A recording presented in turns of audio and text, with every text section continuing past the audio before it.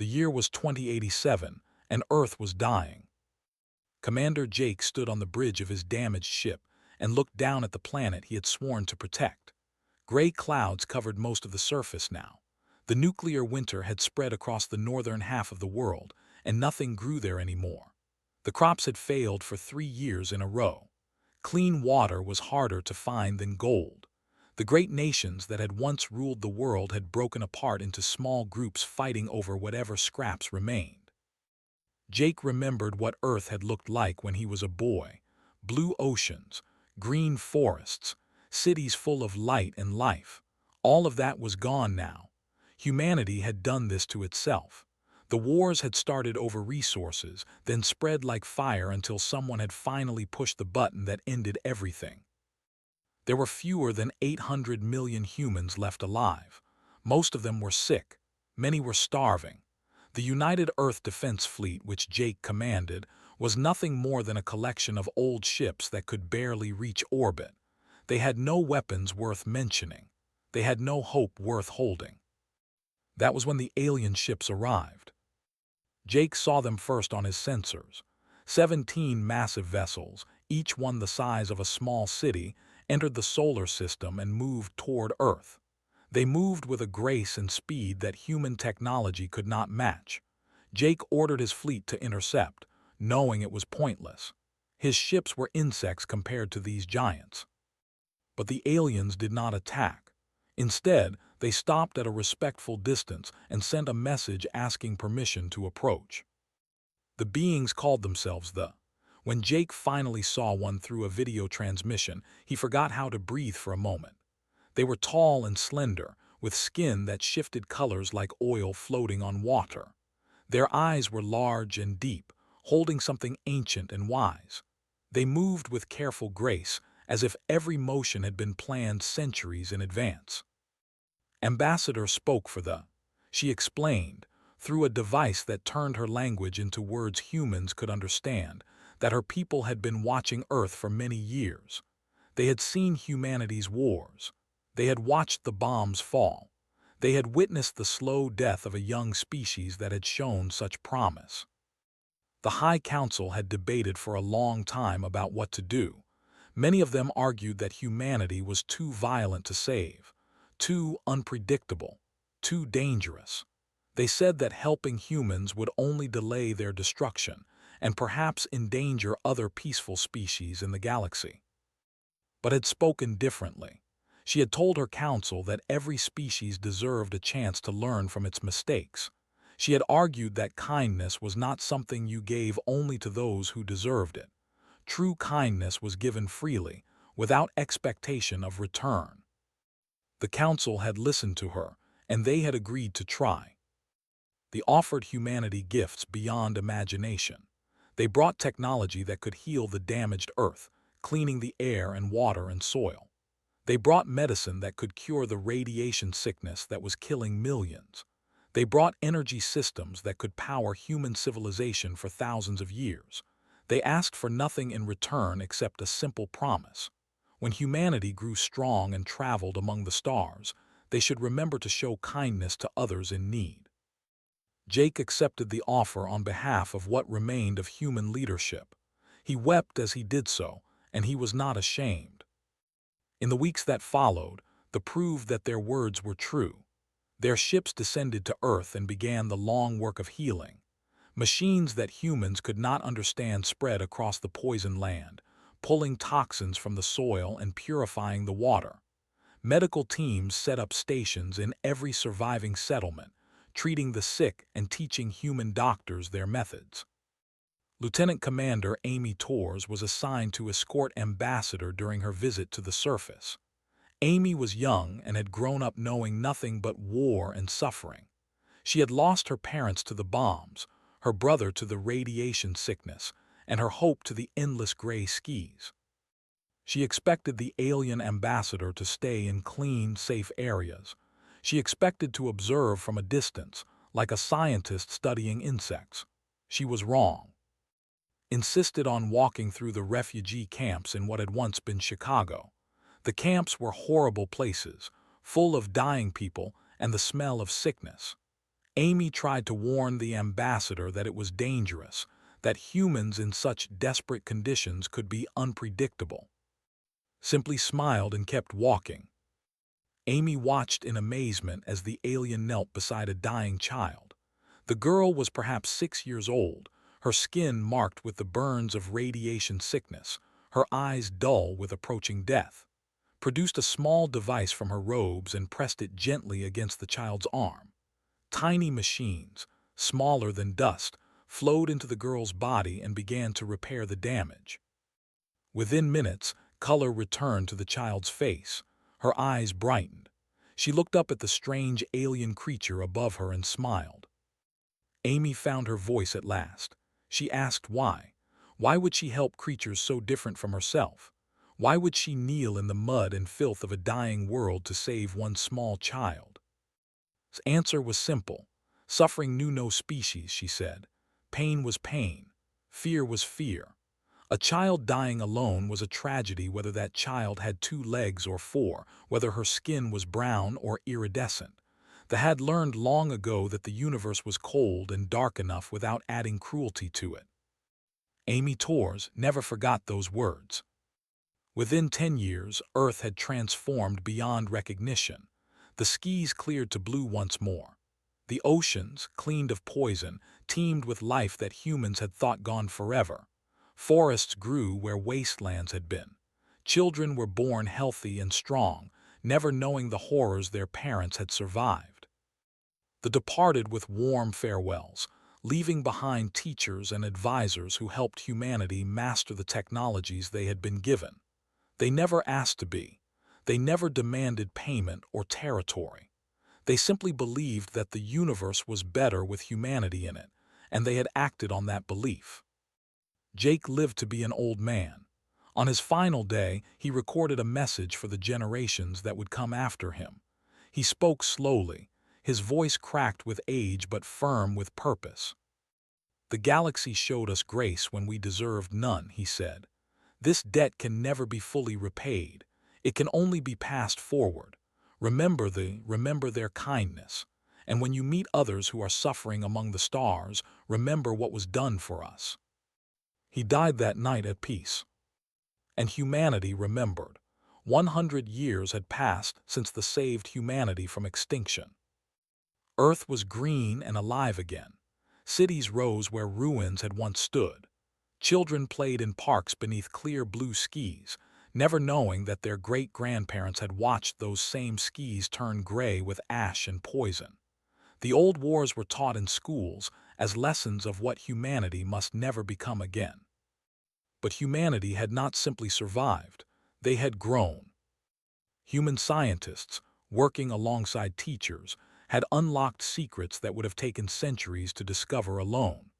They learned to travel faster than light, bending space itself to cross distances that once seemed impossible. They learned to change dead worlds into living ones, using the same technology that had healed Earth. They spread outward from their home, establishing colonies on 17 different planets. Admiral Sam Fletcher commanded the first true human battle fleet. His ships were not built for conquest.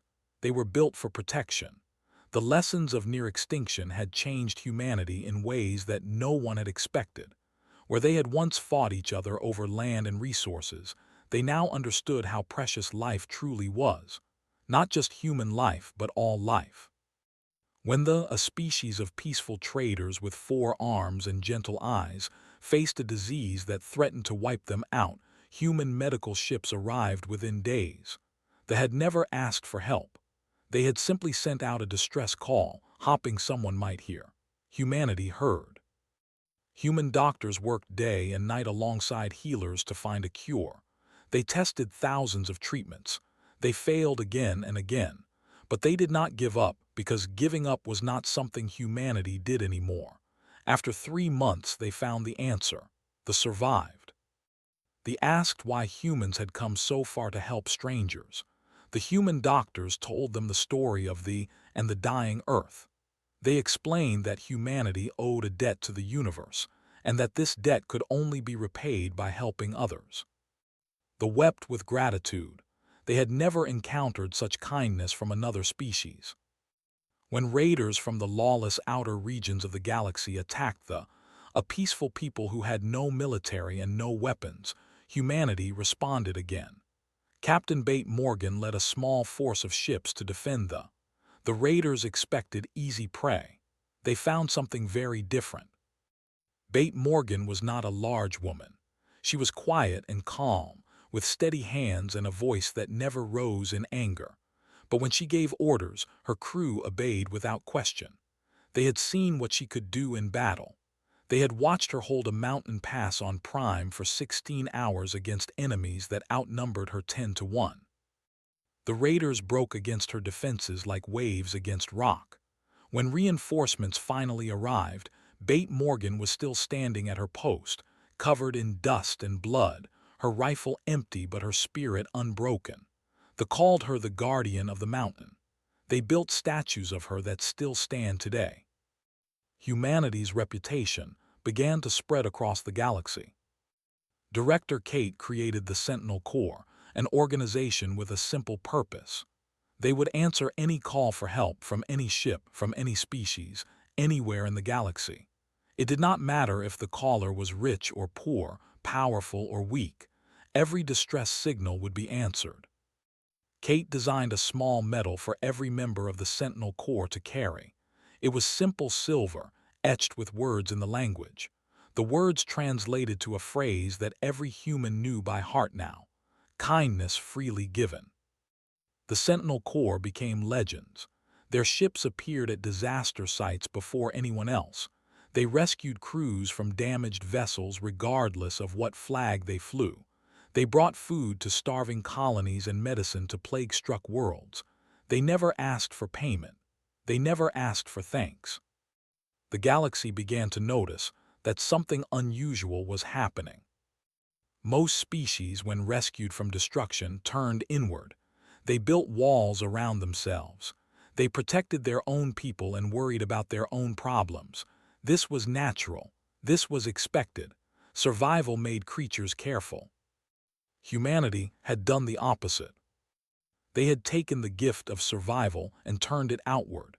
They had it across the stars. They acted as if saving others was not a burden but a privilege. They seemed genuinely happy to sacrifice their own comfort for the benefit of strangers. They watched humanity's growth with wonder. Ambassador, now ancient even by the long standards of her people, asked to speak at the dedication of humanity's largest space station. The station orbited a world called New Hope, a planet that humans had transformed from a barren rock into a garden that welcomed travelers from 100 different species. Moved slowly now. Her iridescent skin had faded with age, and she needed assistance to walk.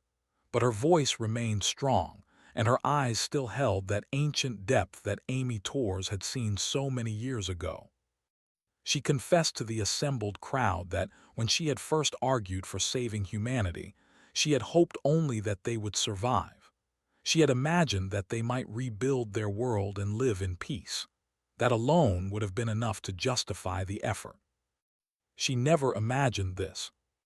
She never dreamed that the desperate, dying creatures she had knelt beside in the ruins of Chicago would become the guardians of the galaxy. She never expected that the species most others had wanted to abandon would become the most reliable friends any civilization could ask for. Humanity had taken one act of kindness and turned it into a way of life. The old fears about human violence had faded. Other species no longer saw humans as dangerous predators to be avoided. They saw them as protectors, as healers, as friends who would cross vast distances to help those in need. Some began to call humanity the guardians of the stars. Humans rejected the title at first. They said they were just paying forward what had been given to them. But the name stuck anyway because it was true. Amy Torres, now Admiral Amy Torres, attended the ceremony as well. She was old now, her hair white and her face lined with years. But she remembered kneeling beside Ambassador in the mud of Chicago. She remembered the dying child whose life had been saved by an alien who owed humanity nothing. She understood now what had given them that day. It was not just technology or medicine. It was not just survival. It was purpose. And humanity had embraced that purpose with everything they had. 300 years after the saved Earth, a shadow fell across the galaxy. It came from the empty space between galaxies, where nothing lived and nothing grew.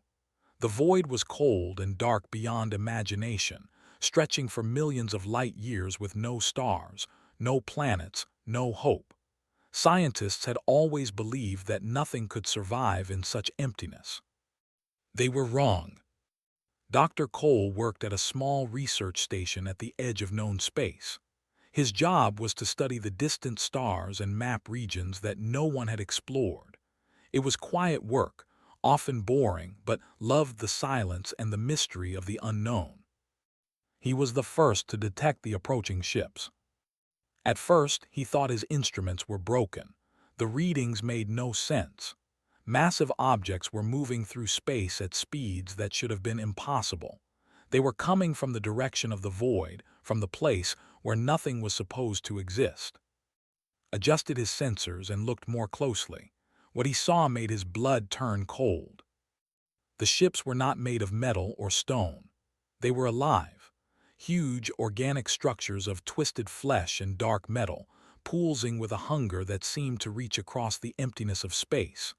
They moved like predators, spreading out in patterns that reminded of wolves hunting prey.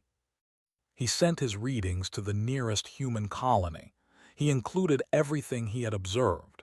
He described the size of the approaching ships, their speed, their formation. He ended his message with a simple statement. Something is coming, something hungry. That was the last anyone heard from Dr. Cole or his research station. They had arrived. They were a species unlike anything the galaxy had ever seen. They did not build cities or create art. They did not make treaties or trade goods. They simply consumed. Their massive hive ships moved from world to world, absorbing everything they touched. Organic matter was broken down and fed to the hive. Technology was analyzed and integrated into their own systems. Nothing was wasted. Nothing was spared. Dozens of civilizations in the outer regions of the galaxy fell silent within months. Distress calls went out, but help arrived too late. The Sentinel Corps found only empty worlds, stripped of all life. Even the atmosphere had been harvested from some planets, leaving nothing but bare rock floating in the darkness. The galactic community erupted in panic. Ancient empires that had existed for thousands of years sealed their borders and armed their defenses. Trade networks that had connected hundreds of worlds collapsed overnight. Species that had cooperated peacefully for generations began to fight each other, competing for resources and defensive positions. Fear spread faster than themselves. They watched the approaching threat with growing horror. Their scientists studied the captured data from destroyed outposts and made a terrible discovery. They were drawn to certain biological compounds found in some species more than others. These compounds provided more energy, more nutrition, more growth for the hive. Though with their iridescent skin and unique biology, contained these compounds in abundance. A single body could sustain the hive longer than an entire human colony. They somehow learned this as well. Perhaps they analyzed the remains of traders who had been caught in the outer regions. Perhaps they simply sensed it, the way a predator senses weakness in its prey. 17 hive ships changed course. They turned away from easier targets and headed directly for space. High Counselor sent desperate messages to every major power in the galaxy. He begged for assistance. He offered whatever payment they wanted. He promised trade agreements, technology sharing, anything they asked. The responses broke his heart. They expressed deep sympathy but explained that they had no military. Their merchant fleets could not fight They wanted to help but were too far away. Their ships would take months to arrive, and by then it would be too late. A dozen other species sent similar messages. They were sorry. They were scared. They could not risk drawing the attention of to their own worlds. understood their fear. He could not blame them for protecting their own people, but he knew what it meant for his species. They were going to die alone. Ambassador, impossibly old now and unable to walk without help, asked to record a message. She wanted it sent to every world in the galaxy, a final word from a dying species. Her voice was weak but steady. She did not curse the species that had refused to help. She did not accuse them of cowardice or cruelty. She simply thanked the galaxy for the time that had been given. She expressed hope that whoever survived would remember that the universe could be kind, even if it sometimes forgot. She asked only that her people be remembered, that the word would not be erased from history, that somewhere, someone would tell their children about the species that had tried to make the galaxy a little gentler. She ended her message with a blessing for all life, everywhere, and closed her eyes. On Earth, Supreme Chancellor Lisa Park received the distress call. She also received all the rejection responses from the other species. She sat alone in her office for a long time, reading each message carefully. Then she convened an emergency meeting of the Human Council. The debate was short. Admiral Nick Torres spoke first. He was the grandson of the legendary Amy Torres, who had walked beside Ambassador in the ruins of old Chicago. He carried a small medal in his pocket, silver with script. He told the council what every human already knew. They had saved humanity when they had no reason to do so, had knelt in the mud beside dying children and healed them with her own hands. Humanity existed only because one alien had believed that kindness was worth giving freely. Now they were dying, now they were alone, now they needed help. Nick Torres asked a simple question: what were humans going to do about it? The vote was unanimous. Within hours, every human military ship in the galaxy received the same order. All current missions were suspended. All personnel were recalled. Every vessel capable of combat was to proceed at maximum speed to space. The message was simple and clear. They gave us everything, now we give it back. Humanity was going to war.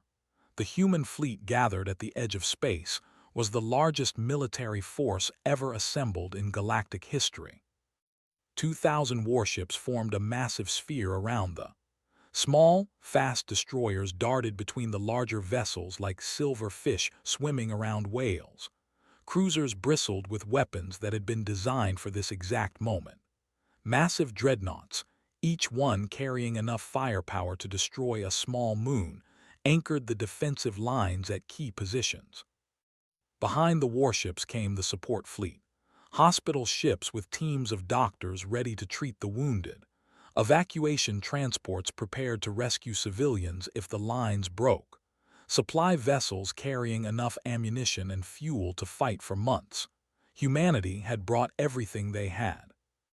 Admiral Nick Torres stood on the bridge of his flagship, the Remembrance. He had chosen the name himself. It was a reminder of why they were here. It was a promise to the dead and the living alike. Before the battle began, he addressed his fleet. His voice carried through every ship, reaching every soldier and sailor who had answered the call. He spoke simply, without grand words or complicated speeches. He reminded them of the history they all knew by heart. 300 years ago, he said, humanity was dying. We had poisoned our own world. We were alone in the universe and no one knew we existed. We had nothing to offer anyone. We deserved nothing from anyone. But they came anyway. They healed our world.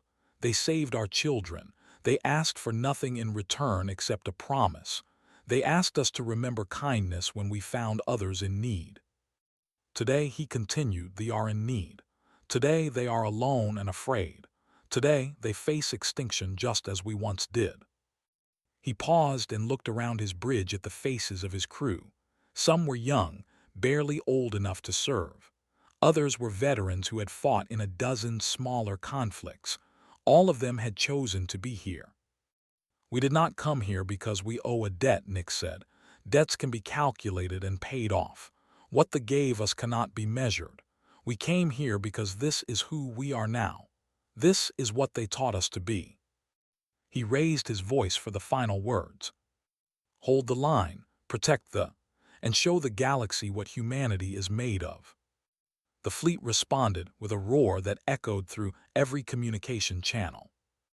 They arrived like a wave of darkness. 17 hive ships emerged from faster-than-light travel, each one larger than the moon that orbited Earth. They blotted out the stars behind them, massive organic structures that pulsed with terrible life.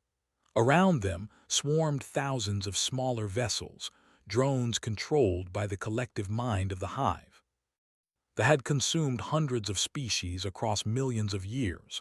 They had never encountered resistance like this. They paused for a moment, analyzing the unexpected fleet of defenders. Their collective intelligence had difficulty understanding what it was seeing. These creatures were not defending their own world. They were not protecting their own kind. They were dying for strangers. The pause did not last long. They were hungry and they were close. Captain led the first attack wave.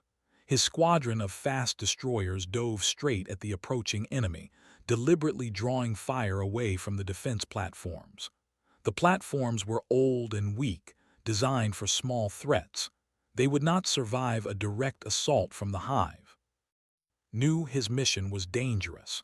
He knew many of his pilots would not survive, but he also knew that every minute he could buy was another minute for civilian evacuations, another minute for the main fleet to prepare, another minute of life for the species that had once saved his own.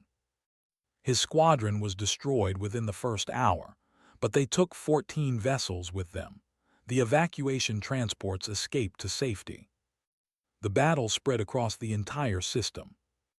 Commodore Grace Palmer commanded the medical frigate Hope's Light. Her ship was not built for combat. It had light armor and minimal weapons. It was designed to rescue survivors and treat the wounded. Grace refused to retreat. While the battle raged around her, she piloted her ship through clouds of debris and enemy fire, searching for damaged stations. Her crew worked without rest, pulling survivors from wrecked vessels and treating their injuries while explosions shook the hull around them. When a drone finally crippled Hope's Light, Grace ordered her crew to abandon ship. She stayed behind alone, pushing her damaged vessel toward an approaching hive ship. The explosion that followed tore a hole in the hive's engine section. Grace Palmer's name would be remembered for 1,000 years. Colonel Danny West led 3,000 Marines in boarding actions against the hive ships themselves. No one had ever tried to fight on their own vessels before. The Marines discovered that the enemy could not be frightened or reasoned with. They could only be destroyed piece by piece, corridor by corridor. Danny's forces suffered terrible losses. 80% of his Marines died taking down a single hive ship, but their victory proved something important. They were not invincible. They could be killed. They could be beaten. For 6 weeks, the battle continued without pause. Ship after ship sacrificed itself to hold the line. The communication channels filled with final messages. Fathers sent love to children they would never see grow up. Mothers apologized for promises they could not keep. Friends said goodbye to friends. They grew confused. They had absorbed hundreds of species, and none had ever fought like this. The humans seemed to embrace death rather than retreat. They threw themselves at the hive ships with a fury that the collective intelligence could not understand. For the first time in their million-year existence, they felt something new. It was not a familiar sensation. They had to search through the memories of consumed species to identify it. Fear, they were afraid. Admiral Nick Torres was badly wounded when a boarding party broke through to the Remembrance. He fought hand-to-hand with warriors until his crew could seal the breach. By the time they reached him, he had lost too much blood to stand. He commanded the final offensive from a stretcher on his ruined bridge. Human ships converged on the remaining hive vessels in suicide formations. They crashed directly into the enemy, sacrificing themselves to create openings that other ships could exploit. The hive ships fell one by one, each death costing hundreds of human lives. When the last hive ship finally broke apart and went dark, only 400 human vessels remained operational. Over 1 million humans had died in the defense. But not a single world had fallen. Humanity had kept its promise. The silence after the battle was almost as terrible as the fighting itself. Admiral Nick Torres lay in a medical bed aboard a hospital ship, surrounded by doctors who worked without rest to save his life. The wounds he had suffered were severe. He had lost an arm in the fighting and taken injuries that would have killed a younger man. But he was alive, and that was more than many could say. Through the viewport of his room, he could see the wreckage floating in space. The remains of ships, both human and drifted slowly through the darkness. Each piece of debris had once been part of a vessel crewed by people with names and families and dreams. Now they were monuments to sacrifice, circling the like a protective ring. The battle was over, but the aftermath was just beginning. Species across the galaxy had watched the events at Prime with growing amazement. They had hidden in their homes while the approached. They had sent their apologetic refusals to the calls for help. They had prepared for the worst, knowing that their own worlds might be next. Instead, they witnessed something they could not explain. Humanity, a species that had been saved from extinction only 3 centuries ago, had spent everything they had to defend another race. They had sacrificed 1 million lives. They had destroyed their own military power. They had left their colonies undefended and their borders open. By every measure of common sense, humanity should now be easy prey. Their fleet was shattered. Their warriors were dead or wounded. Any ambitious power could strike at human worlds and face almost no resistance. No one attacked. Instead, the galaxy responded with something that no one had expected. Help began to arrive from everywhere. The merchant fleets changed their courses. Every trading vessel in their entire civilization was redirected to supply struggling human colonies. They brought food, medicine, building materials, everything that the humans needed to survive and rebuild. When human leaders tried to negotiate payment, they refused. This was not trade, they said. This was family helping family. They had been too far away to fight in the battle, but they were not too far away to help with the aftermath. Their entire population mobilized for reconstruction efforts. Engineers and builders traveled to damaged human stations. Teachers and counselors came to help survivors cope with their grief. They had no military to offer, but they gave everything else they had. A dozen other species followed their example. Some sent ships and supplies. Others sent specialists and workers. Some simply sent messages of gratitude and support, promising that they would never forget what humanity had done. The High Council declared an eternal memorial at the site of the battle. They commissioned artists and engineers to build a monument that would last for 10,000 years. The structure would list the name of every human who had died in the defense, every single one. When the monument was finally completed, it was so large that visitors needed weeks to walk past all the names. Each name was etched in silver letters that caught the light of the distant stars. Each name represented a life given freely for strangers. Ambassador insisted on greeting the first human delegation to visit the memorial. She was frail beyond measure now, kept alive only by the most advanced medical technology her people possessed. She could barely stand, even with assistance, but she refused to miss this moment. Lieutenant Emma led the human delegation. She was young, barely 30 years old, with dark hair and sad eyes. She had lost her father, her grandfather, and her 3 brothers in the battle. Her entire family had served in the fleet, and she was the only one left. When saw Emma, she did something that shocked everyone present. The ancient ambassador pushed away her assistants and walked forward on her own. Each step seemed to cost her tremendous effort, but she would not stop. She reached Emma and took the young woman's hands in her own, then embraced her and wept. No one had ever seen a weep before. They were a reserved species, careful with their emotions, private in their grief, but held Emma and cried without shame, her tears falling on the young woman's shoulders. When she finally spoke, her voice was barely a whisper. She told Emma that her family's sacrifice would never be forgotten. She promised that every child born for the next 10,000 years would learn their names. She swore that the stories of human courage would be told until the stars themselves grew cold. Emma cried too, holding the ancient alien who had started everything so long ago. They stayed that way for a long time, two survivors of impossible loss, connected by bonds that crossed the boundaries of species. The galaxy began calling humans by a new title. They called them the Guardians. Humanity had not claimed this name for themselves. They had not asked for honor or recognition. They had simply done what they believed was right. But the name spread anyway, because it was true. Chancellor Lisa Park spoke at the dedication of the memorial. She was honest in her address. She did not pretend that humanity was perfect or without fault. She acknowledged the dark chapters in human history, the wars and cruelties that had nearly destroyed them. She admitted that humans would make mistakes in the future, because that was the nature of any living species. But she also spoke of what they had taught humanity. She spoke of kindness given freely, without expectation of return.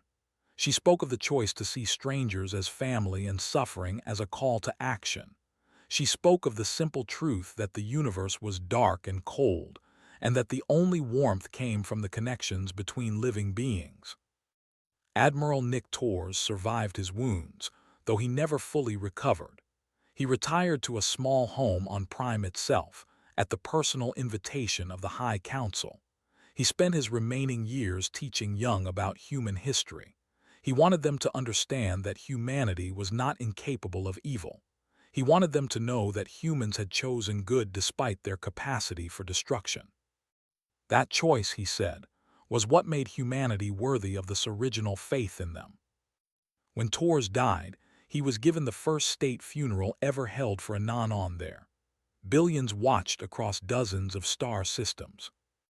The legend of humanity spread to every corner of the galaxy. It was told by species who had never seen Earth. It was sung in languages that humans would never learn. It became part of the mythology of 100 different cultures. The story was simple. When humanity was dying, one species showed them compassion, and humanity spent the rest of their existence proving worthy of that gift. On Earth, in the rebuilt city of Chicago, a new monument rose at the exact spot where Ambassador had first knelt to heal dying children. It showed two hands reaching toward each other, one human and one, fingers just touching. The inscription at its base was written in both languages. Kindness once given freely returns beyond measure. And so the legend lived on.